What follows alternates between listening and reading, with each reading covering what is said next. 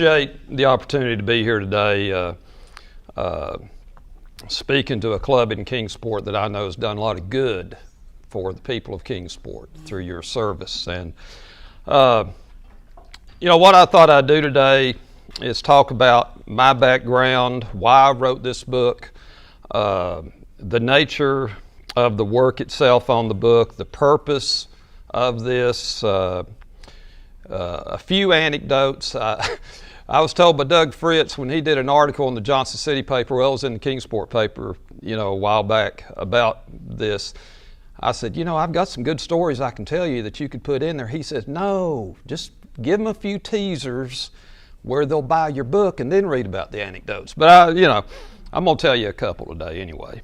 I want to talk a little bit about some individuals that have been important in the history of DB football, a comparison to the past.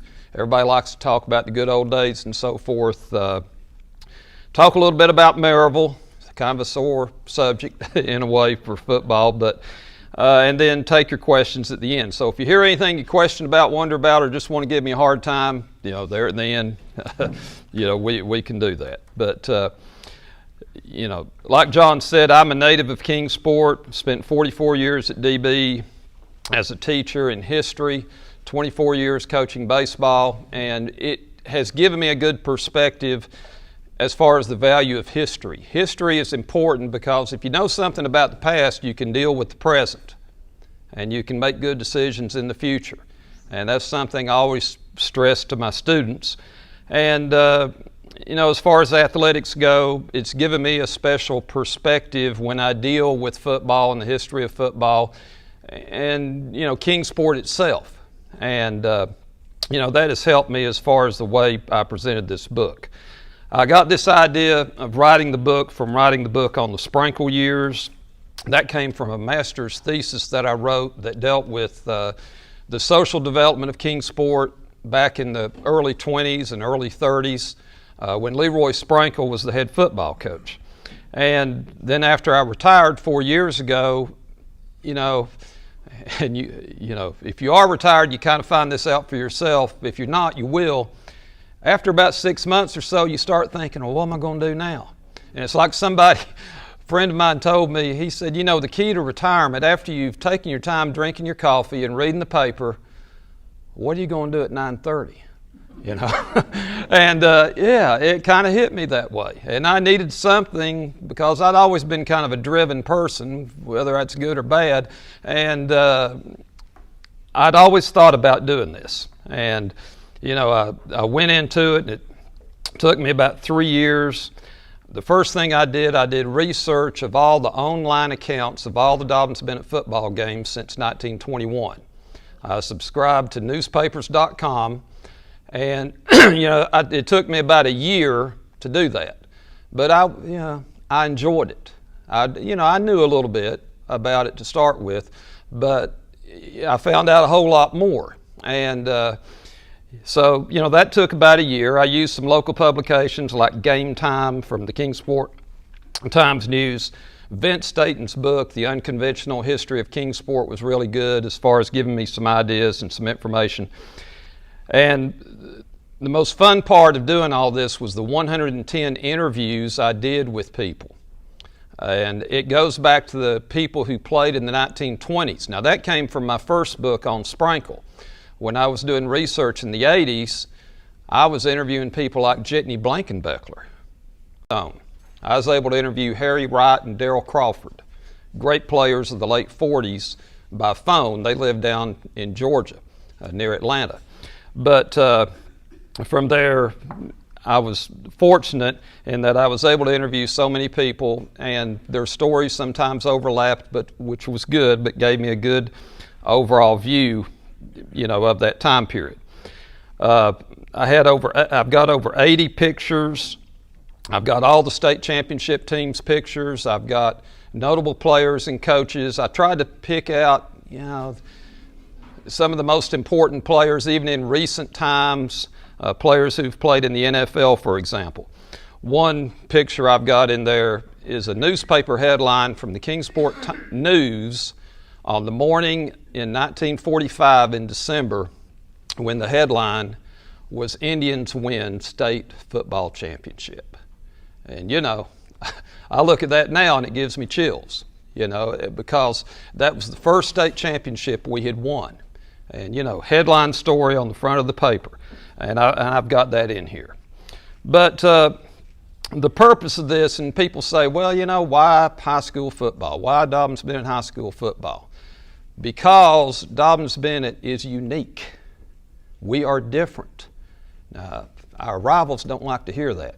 We had a t-shirt years ago at DB, it had Dobyns Bennett, and on the t-shirt it said, loved or hated, but never ignored. You wonder why people don't like us, you know.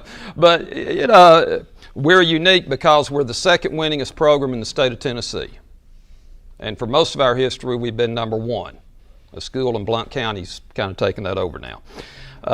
We're 26 in the country. 26 in the country. As far as total number of wins, we have 7 state championships. Now, in the pre-playoff era from up to 1969, we won all 7 of those state championships, but that made us second to Knox High. Knox High won 13. They were our big rivals in the 20s, 30s, and 40s. A lot of times, whoever won that game won the state championship. I mean, it was that big a deal. We've got the most fan support of any school north of Knoxville. I don't question that at all, and it may be even more than that, you know, as far as throughout the state. So what I try to do is I try to highlight all the games, the players, the coaches, the fan support for every season. If you played football at Dobyns Bennett, your season is detailed, what happened. That's why it ended up being 266 pages.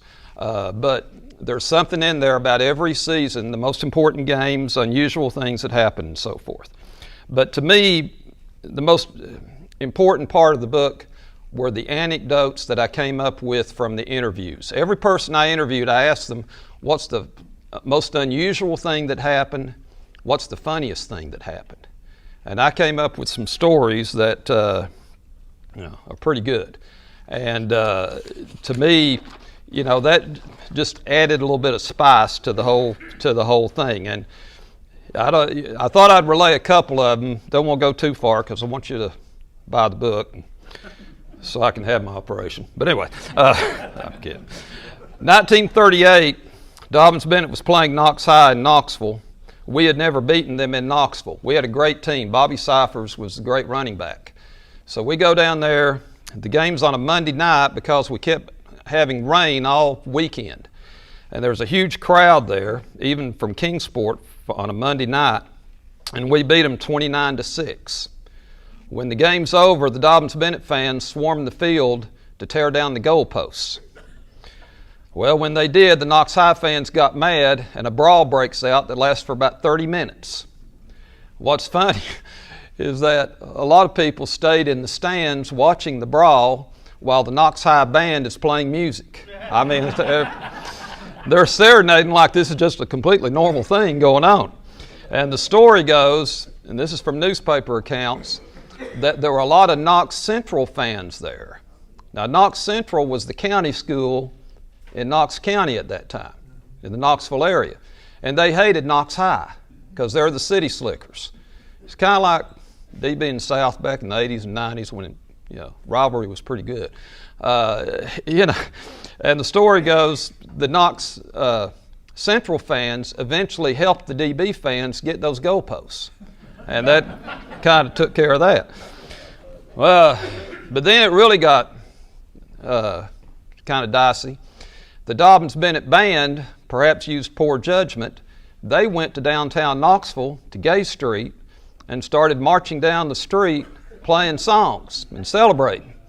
Well, good people of Knoxville, as if you watched the game last Saturday night, they don't like losing big games. They got mad and they started wrestling with the band members. They tore hats off their head. They stole their musical instruments, took them away from them. They dumped garbage on them. And it really and they knocked a couple of the 2 band co-sponsors, 2 ladies, down. Now, nobody got seriously hurt. And it was said that some of the Knoxville people there watching finally came to the rescue, and we got out of town okay. But fortunately, no golf balls were thrown at anybody, so that was good too. So, that's just an example of how, we're talking 1938. Things like that happened. Some of the individuals who really stood out, everybody asks, well, who was the greatest Dobyns Bennett football player in history? Most people would say Bobby Cyphers. He was a running back in 1938 and 39. He set a national scoring record his junior year with 235 points, scoring touchdowns from his running, kicking extra points, kicking field goals. He was a tremendous athlete, just a tremendous athlete. His name became famous throughout the country because a sports writer from New York associated with the Associated Press heard about him. They called him the Red Grange of the South. Red Grange was a famous football player at the time, I think, in the NFL or at the college level. But anyway, they put his picture in the paper. Now, if you've seen a picture of Bobby Cyphers, he was a big, strong, muscular guy, dark hair. This picture had a big smile on his face, and the next thing you knew, he got 400 letters from girls throughout the country who admired him and, said nice things to him. But anyway, he was legendary for that time. He went on and became a great football player at the University of Tennessee and ended up playing in the NFL as well. The most beloved DB athlete, I don't think there's any doubt, was Cecil Puckett. And many of you may remember Coach Puckett. I think of him as Coach Puckett. He was unique because in 1945, he was as a sophomore, he was a quarterback, running back on the first state championship team. And he made the All-Southern team as a sophomore. He also was the most outstanding player in the state basketball tournament because that's the only year Dobyns Bennett's ever won the state championship in basketball, which, is another story. I remember going to the state tournament my senior year in 1969 looking at the program, and they said Dobyns Bennett has won more games in the state tournament than any other school, but we only had that one state championship. And, but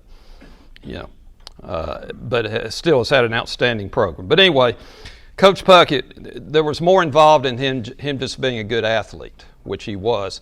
He was known for his humility, his selflessness, his character. I interviewed Judd Brownell, Bob Cross, the quarterback on the 60 team. Judd was an end on the 62, 63 team.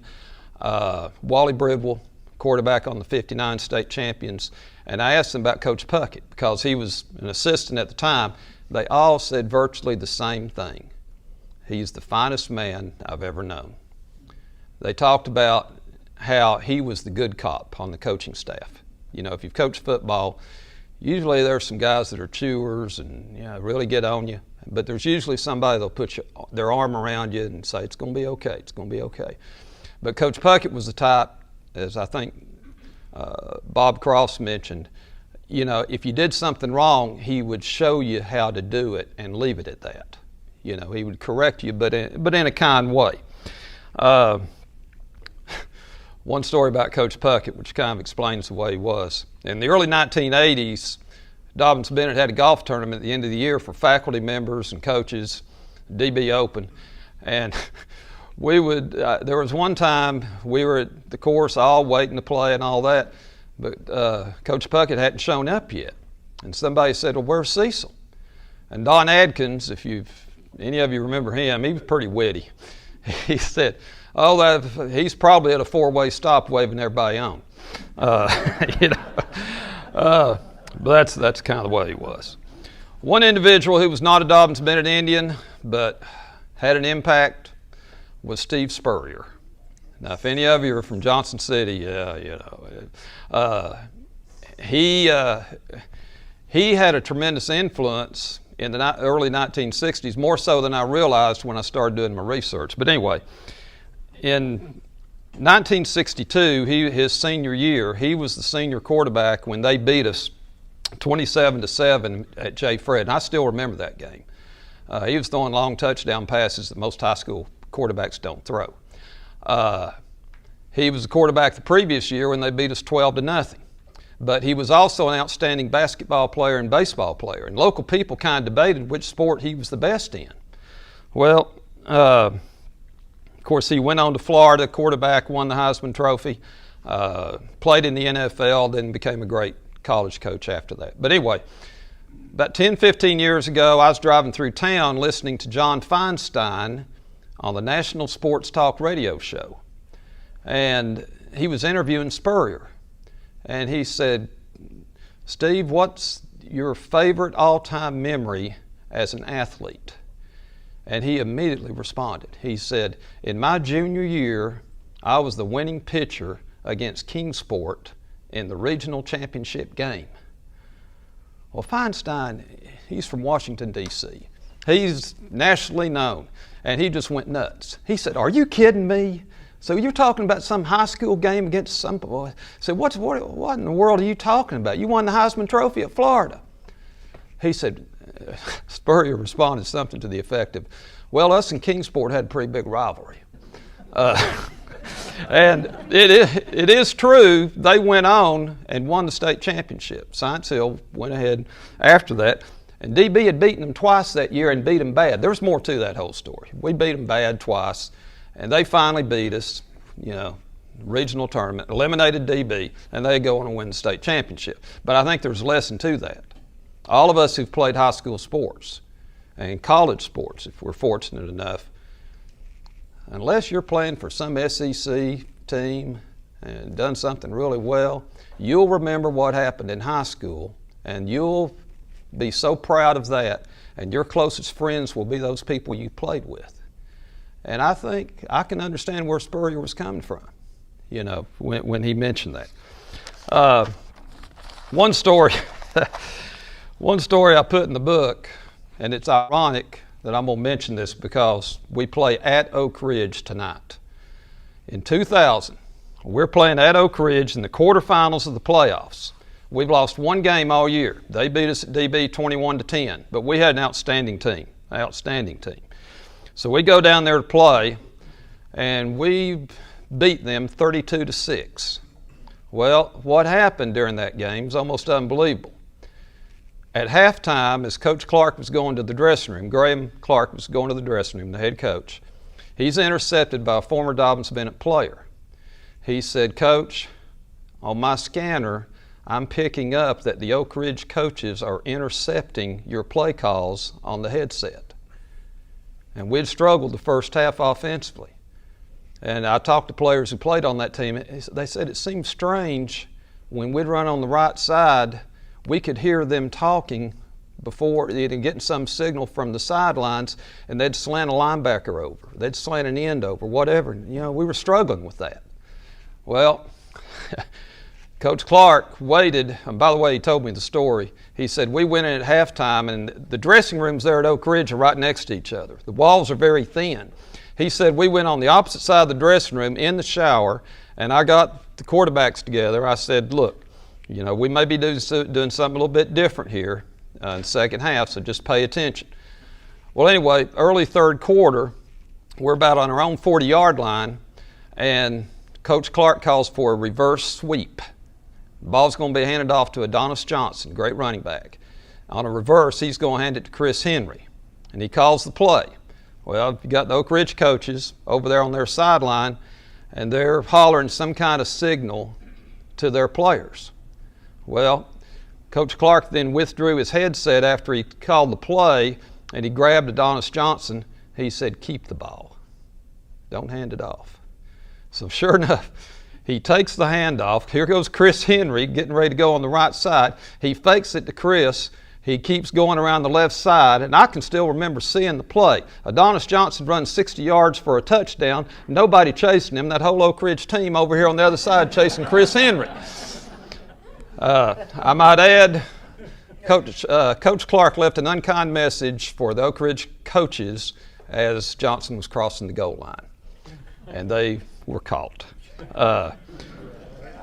Little sidelight to that, by the way. Many of you may know Todd Freeman, sideline reporter for a Kingsport radio station covering the game that night. He told me, I did think it was kind of strange when in the first quarter, when I was on the Oak Ridge sideline, the Oak Ridge coaches told me to get off this sideline. Maybe they thought he might intercept something here. Comparison of the past to the present. And this is something, I know a lot of people probably think, well, the glory years were the 40s, 50s, and 60s when we won the state championships. And we've not been able to win it since. Why can't we do it? Well, statistics kind of bear out something. Before 1969, Dobyns Bennett won 76% of their games with 7 state championships. After 1969, when the playoffs began, we won 76% of our games, the exact same. No difference. Now, we've not won any state championships, but we made it to the semifinals 4 times. Conference winning percentage, 1929 to 1968, 65%, 1969 to 2020, 55%. Yeah, and other teams have gotten better, but we've still by far been the most successful program in the conference. Why have we been successful? Why have we been unique? If you take the time period 1921 to 1968, and it's kind of my opinion, based on research I did and people I talked to. During that earlier period, we kind of had a Milltown reputation, and that's not all bad. Kingsport was a town of industry, and a lot of daddies worked in factory jobs, in blue-collar jobs, where, it's kind of tough work, but it paid well, benefits okay, but their kids saw the work ethic their daddies had, and they grew up kind of tough too. And there was one thing I got from reading about all those teams there in that time period of the 40s, 50s, and 60s, they were physical. They took their pride in being physical. We sometimes had maybe too many penalties because of that, but we would intimidate people. Bill Jasper, the coach, won 2 state championships in 59 and 60. He worked his team extremely hard, but he kept saying, boys, we'll win the 4th quarter because of what we're doing in practice, because we worked so hard. And but that was one thing I noted about that time. Transfers made a difference. Of course, everybody that doesn't like DB says, well, y'all recruit like crazy. Eastman brings in people, blah, blah, blah. It is true. We had more transfers during this early period, perhaps, that made a difference, but not illegally. The 1964 state champions, the last state championship team, had 5 players from Colonial Heights. Now, Colonial, they're not in the city, but those 5 kids would have had to go to Holston Institute, who didn't have football. So their daddies, knowing they were good football players, sent them to DB. Had to pay tuition. And through the years, dads were attracted to the industrial jobs in Kingsport and the success of DB athletics. That brought a lot of people here. So those were 2 things, and I went in the book other things as well. Reasons for lack of success, if you want to take a look at it that way, as far as state championships or what we could do to be better, if you want to put it that way. I saw this in an article in the Times News a couple of years ago, and it said 20,000 people work in Kingsport, but they live elsewhere. And I know I've heard the argument, and it's true that the lack of land for housing, has perhaps led to that. But it's a compliment to our city leaders, because I know they're trying to make Kingsport as attractive a place to live in as possible. And that's all you can do, And so that, that's one thing that some people have brought out. The rise of industry elsewhere. If you examine the whole state of Tennessee, where is the best high school football played? It's played south of Nashville, especially in the Murfreesboro area. Williamson County, Rutherford County, that whole area. And looking at this from a historical standpoint, you always ask yourself, why do things happen the way they do? In the early 1980s, all these automobile plants started coming to that area. The Nissan plant in Smyrna employed 8,000 people. Spring Hill got a huge automobile plant. These provided good jobs, factory jobs, and if you want to apply that, work ethic idea, I think maybe that spills over into a high school football program. And what two schools, I think about this, some of the best DB teams that we had, especially around 20 years ago, we'd have to go play Oakland or Riverdale in the quarterfinals. And they beat us every time. And, you know, I think it relates a little bit to that. You wonder, and I'm going to talk a little bit about Maryville here in a minute, but Maryville's good enough, but I just read where the Smith & Wesson plant is moving from Massachusetts to Maryville, like they need any help. 700 jobs, 700 jobs. Rumor is Maryville's going to go to the shotgun next year, but anyway, I don't know. A little dry humor there. Final thing I'll mention about Maryville, or, you know, everybody says, why can't we be like Maryville? And to be truthful, when I was teaching at DB, and we'd compare test scores, who did we compare with? We compared with Maryville, Oak Ridge, and Farragut. You know, and if we weren't, if they were beating us in something, we'd say, well, what are we going to do about that? You know, so it's not just football; it's academics. But why have they been so successful? They've had a very successful youth program. The Kingsport youth program has not been what it used to be. The Boys Club program was very successful through the 1990s. There have been some competition from some other programs. For a few years, we had a travel team concept, which, you know, you could argue could be good, could be bad, but fewer kids were playing football because of that.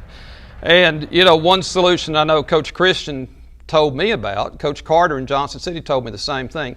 Why not let the city recreation department have a youth football league based on elementary schools? Now we're talking about 8, 9-year-olds, maybe 10 through 12, before they get to middle school. And recruit good coaches, have the high school coaches work with them. Maybe that'll get more kids playing and develop them, get them excited about playing football. Start out with flag football. Little kids need to know football's fun.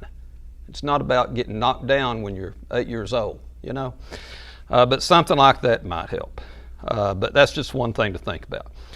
To finish up, I encourage you to support Dobyns Bennett. We are unique because we're a one high school town. You know, Johnson City's also got East Tennessee State.